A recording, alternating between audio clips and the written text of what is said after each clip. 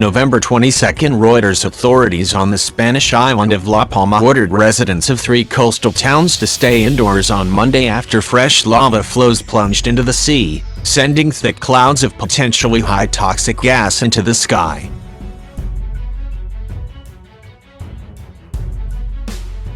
A third tongue of lava from the Cumbre Vieja volcano, which has been erupting for 2 months, reached the water around noon 12 o'clock Greenwich Mean Time, a few kilometers north of where the 2 previous flows hit the sea.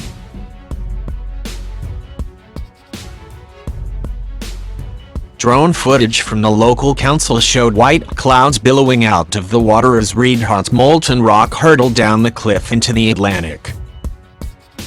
Residents in Tazacorte, San Borondon and parts of El Cardón were asked to stay inside with doors and windows closed as strong winds blew the clouds back to land.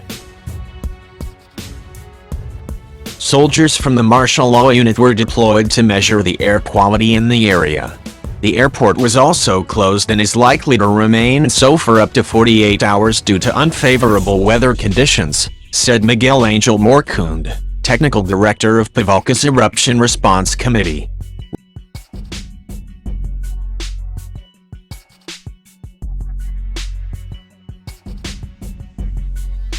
Residents in the capital Santa Cruz have been advised to wear masks for the first time since the eruption began due to high concentrations of particulate matter and sulfur dioxide in the air, he said.